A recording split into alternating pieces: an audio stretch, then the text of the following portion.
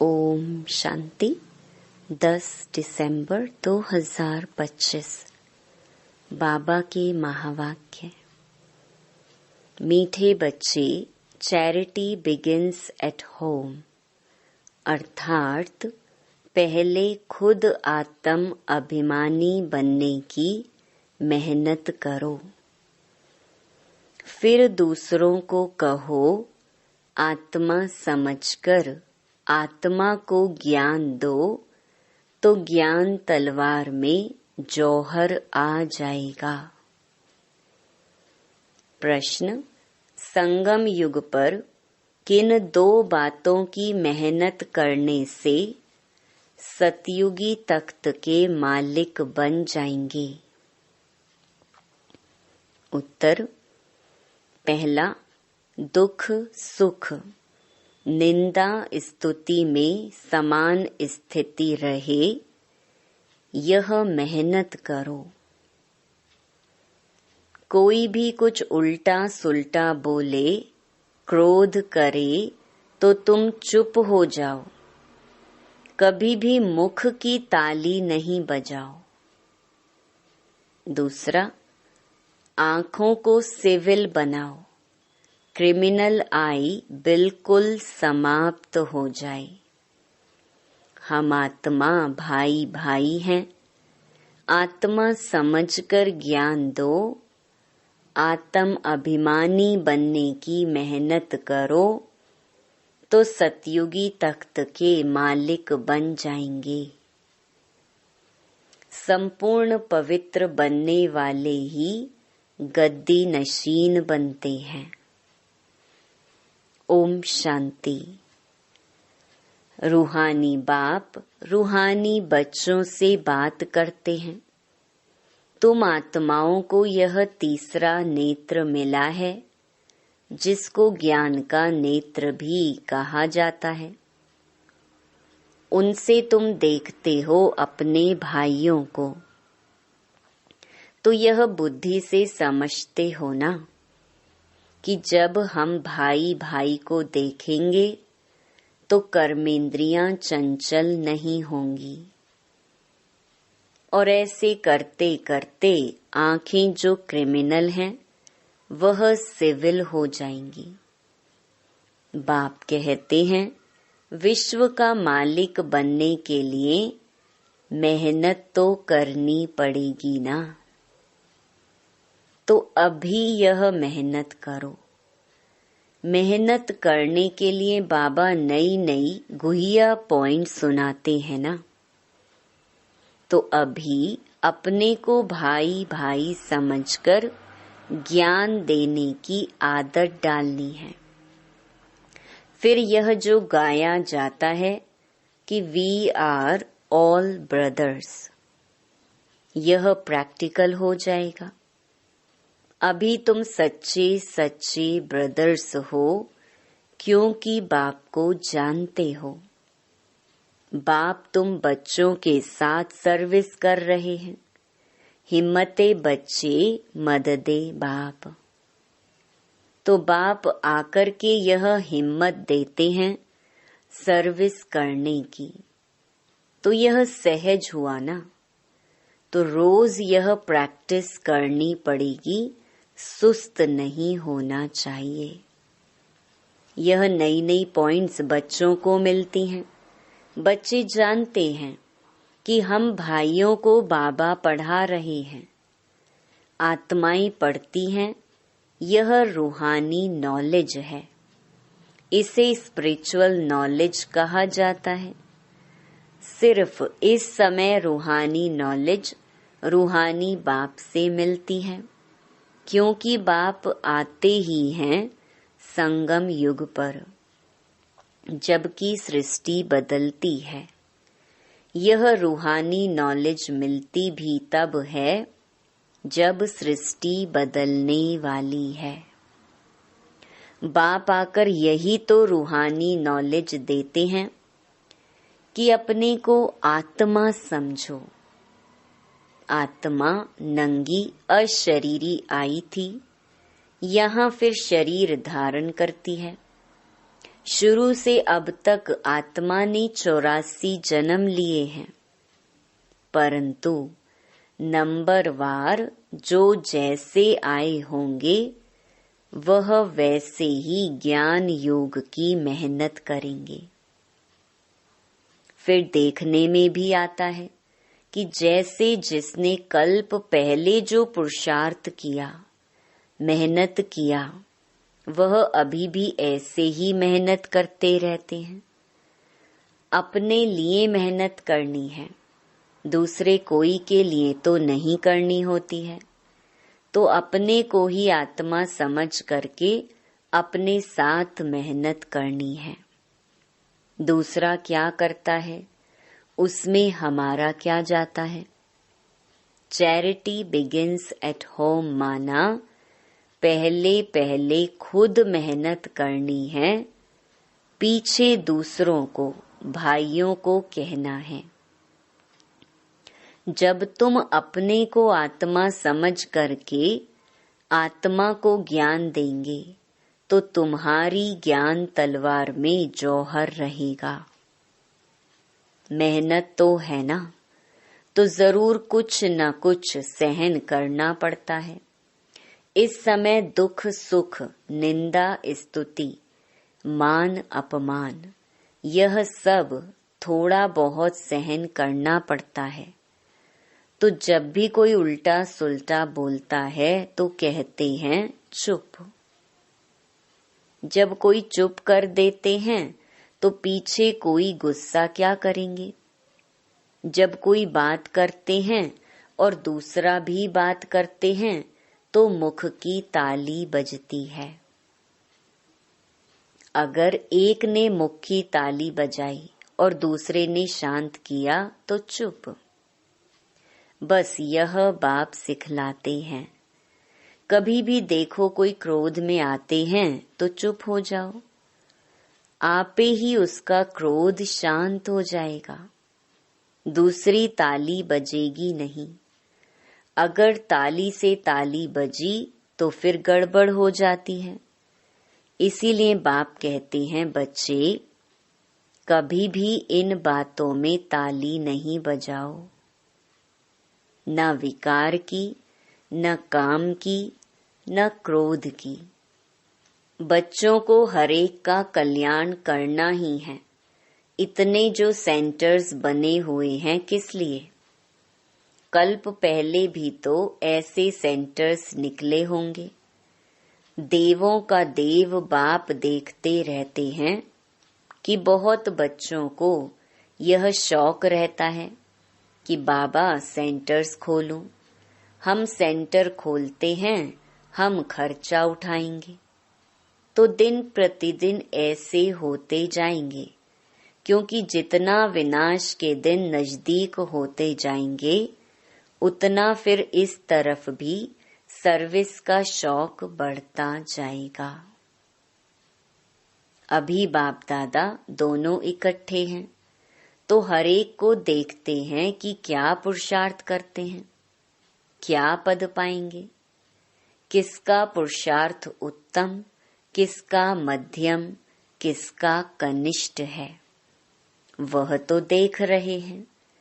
Teacher भी school में देखते हैं कि स्टूडेंट किस सब्जेक्ट में ऊपर नीचे होते हैं। तो यहाँ भी ऐसे ही है। कोई बच्चे अच्छी तरह से अटेंशन देते हैं तो अपने को ऊंचा समझते हैं। कोई समय फिर भूल करते हैं, याद में नहीं रहते हैं तो अपने को कम समझते हैं। यह स्कूल है ना। बच्चे कहते हैं बाबा हम कभी कभी बहुत खुशी में रहते हैं, कभी कभी खुशी कम हो जाती है।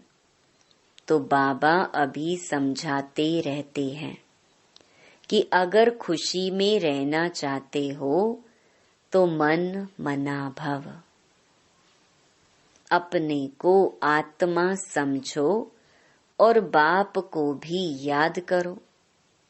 सामने परमात्मा को देखो तो वो अकाल तख्त पर बैठा हुआ है।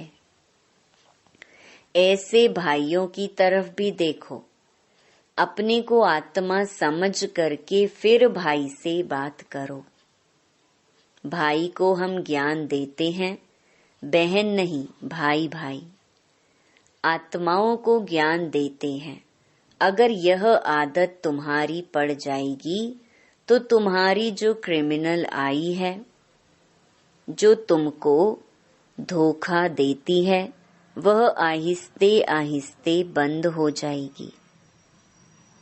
आत्मा आत्मा में क्या करेगी? जब देह अभिमान आता है तब गिरते हैं। बहुत कहते हैं बाबा हमारी क्रिमिनल आई है। अच्छा, क्रिमिनल आई को अभी सिविल आई बनाओ।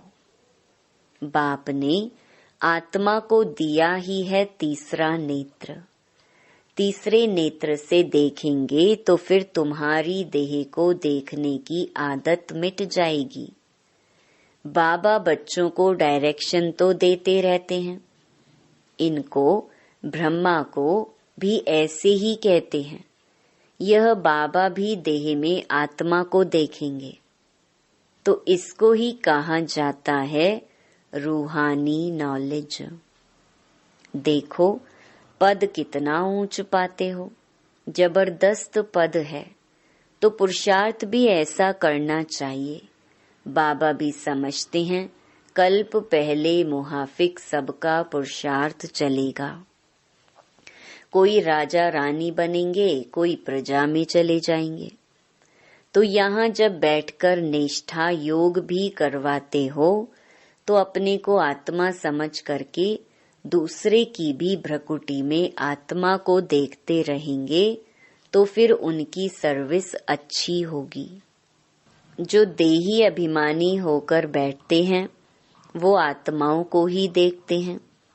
इसकी खूब प्रैक्टिस करो। अरे ऊंच पद पाना है तो कुछ तो मेहनत करेंगे ना। तो अभी आत्माओं के लिए यही मेहनत है। यह रूहानी नॉलेज एक ही दफा मिलती है और कभी भी नहीं मिलेगी, न कलयुग में न सतयुग में, सिर्फ संगम युग में, सो भी ब्राह्मणों को। यह पक्का याद कर लो। जब ब्राह्मण बनेंगे तब देवता बनेंगे। ब्राह्मण नहीं बने तो फिर देवता कैसे बनेंगे? इस संगम युग में ही यह मेहनत करते हैं। और कोई समय में यह नहीं कहेंगे कि अपने को आत्मा, दूसरे को भी आत्मा समझ उनको ज्ञान दो। बाप जो समझाते हैं उस पर विचार सागर मंथन करो। जज करो कि क्या यह ठीक है, हमारे फायदे की बात है।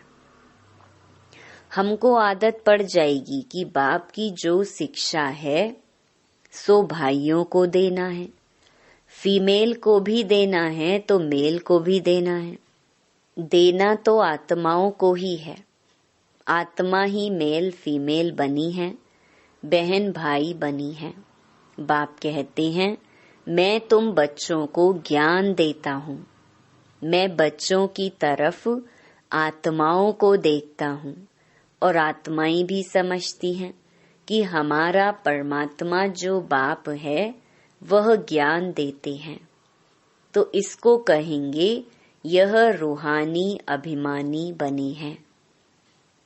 इसको ही कहा जाता स्पिरिचुअल ज्ञान की लेन देन, आत्मा की परमात्मा के साथ।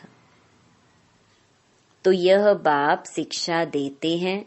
जब भी कोई विजिटर आदि आते हैं तो भी अपने को आत्मा समझ, आत्मा को बाप का परिचय देना है। आत्मा में ज्ञान है, शरीर में नहीं है। तो उनको भी आत्मा समझ करके ही ज्ञान देना है। इससे उनको भी अच्छा लगेगा। जैसे कि यह जौहर है तुम्हारे मुख में, इस ज्ञान की तलवार में जौहर भर जाएगा, क्योंकि देही अभिमानी होते हो ना। तो यह भी प्रैक्टिस करके देखो। बाबा कहते हैं जज करो, यह ठीक है।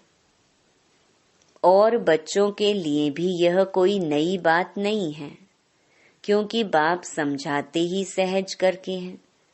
चक्कर लगाया, अब नाटक पूरा होता है। अभी बाबा की याद में रहते हैं। तमो प्रधान से सतो प्रधान बन सतो प्रधान दुनिया का मालिक बनते हैं। फिर ऐसे ही सीढ़ी उतरते हैं। देखो कितना सहज बताते हैं। हर 5000 वर्ष के बाद मेरे को आना होता है। ड्रामा के प्लान अनुसार मैं बंधायमान हूँ। आकर के बच्चों को बहुत सहज याद की यात्रा सिखलाता हूँ। बाप की याद में अंतमति सो गति हो जाएगी। यह इस समय के लिए है। यह अंतकाल है। अभी इस समय बाप बैठ करके युक्ति बतलाते हैं कि माँ मेकम याद करो तो सदगति हो जाएगी। बच्चे भी समझते हैं कि पढ़ाई से यह बनूंगा, फलाना बनूंगा। इसमें भी यही है कि मैं जाकर के नई दुनिया में देवी देवता बनूंगा। कोई नई बात नहीं है। बाप तो घड़ी घड़ी कहते हैं नथिंग न्यू।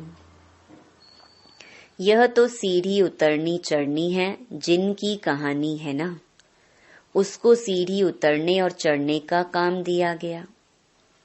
यह नाटक ही है चढ़ना और उतरना। याद की यात्रा से बहुत मजबूत हो जाएंगे। इसीलिए भिन्न भिन्न प्रकार से बाप बच्चों को बैठ सिखलाते हैं कि बच्चे अभी देही अभिमानी बनो। अभी सबको वापस जाना है। तुम आत्मा पूरे 84 जन्म लेकर तमो प्रधान बन गई हो। भारतवासी ही सतो रजो तमो बनते हैं। दूसरी कोई नेशनैलिटी को नहीं कहेंगे कि पूरे 84 जन्म लिए हैं। बाप ने आकर के बताया है, नाटक में हरेक का पार्ट अपना अपना होता है। आत्मा कितनी छोटी है। साइंसदानों को यह समझ में ही नहीं आएगा कि इतनी छोटी आत्मा में यह अविनाशी पार्ट भरा हुआ है। यह है सबसे वंडरफुल बात। यह छोटी सी आत्मा और पार्ट कितना बजाती है, वह भी अविनाशी। यह ड्रामा भी अविनाशी है और बना बनाया है। ऐसे नहीं कोई कहेंगे कि कब बना, नहीं, यह कुदरत है। यह ज्ञान बड़ा वंडरफुल है। कभी कोई यह ज्ञान बता ही नहीं सकते हैं। ऐसे कोई की ताकत नहीं है जो यह ज्ञान बताएं। तो अभी बच्चों को बाप दिन प्रतिदिन समझाते रहते हैं। अभी प्रैक्टिस करो कि हम अपने भाई आत्मा को ज्ञान देते हैं, आप समान बनाने के लिए, बाप से वर्षा लेने के लिए, क्योंकि सब आत्माओं का हक है। बाबा आते हैं सभी आत्माओं को अपना अपना शांति व सुख का वर्षा देने। हम जब राजधानी में होंगे तो बाकी सब शांति धाम में होंगे। पीछे जय जयकार होगी, यहाँ सुख ही सुख होगा। इसीलिए बाप कहते हैं पावन बनना है। जितना जितना तुम पवित्र बनते हो उतना कशिश होती है। जब तुम बिल्कुल पवित्र हो जाते हो तो गद्दी नशीन हो जाते हो। तो यह प्रैक्टिस करो। ऐसे मत समझना कि बस यह सुना और कान से निकाला। नहीं, इस प्रैक्टिस बिगर तुम चल नहीं सकेंगे। अपने को आत्मा समझो। वह भी आत्मा भाई भाई को बैठकर समझाओ। रूहानी बाप रूहानी बच्चों को समझाते हैं। इसको कहा जाता है रूहानी स्पिरिचुअल नॉलेज। स्पिरिचुअल फादर देने वाला है। जब चिल्ड्रन पूरा स्पिरिचुअल बन जाते हैं, एकदम प्योर बन जाते हैं, तो जाकर सतयुगी तख्त के मालिक बनते हैं। जो प्योर नहीं बनेंगे वो माला में भी नहीं आएंगे। माला का भी कोई अर्थ तो होगा ना। माला का राज दूसरा कोई भी नहीं जानते हैं। माला को क्यों सिमरते हैं? क्योंकि बाप की बहुत ही मदद की है, तो क्यों नहीं सिमरे जाएंगे। तुम सिमरे भी जाते हो, तुम्हारी पूजा भी होती है और तुम्हारे शरीरों को भी पूजा जाता है, और मेरी तो सिर्फ आत्मा को पूजा जाता है। देखो, तुम तो डबल पूजे जाते हो, मेरे से भी जास्ती। तुम जब देवता बनते हो तो देवताओं की भी पूजा करते हैं, इसीलिए पूजा में भी तुम तीखे, यादगार में भी तुम तीखे, और बादशाही में भी तुम तीखे। देखो तुमको कितना ऊंचा बनाता हूँ। तो जैसे प्यारे बच्चे होते हैं, बहुत लव होता है, तो बच्चों को कूल्हे पर, माथे पर भी रखते हैं। बाबा एकदम सिर पर रख देते हैं। अच्छा, मीठे मीठे सिकिलधे बच्चों प्रति मात पिता बाप दादा का याद प्यार और गुड मॉर्निंग। रूहानी बाप की रूहानी बच्चों को नमस्ते। धारणा के लिए मुख्य सार। पहला, गायन और पूजन योग्य बनने के लिए स्पिरिचुअल बनना है। आत्मा को प्योर बनाना है। आत्म अभिमानी बनने की मेहनत करनी है। दूसरा, मन मनाभव के अभ्यास द्वारा अपार खुशी में रहना है। स्वयं को आत्मा समझकर आत्मा से बात करनी है। आँखों को सिविल बनाना है।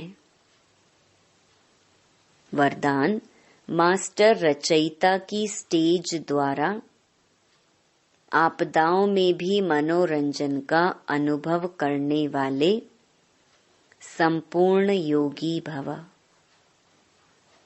मास्टर रचयिता की स्टेज पर स्थित रहने से बड़ी बड़ी आपदा एक मनोरंजन का दृश्य अनुभव होगी।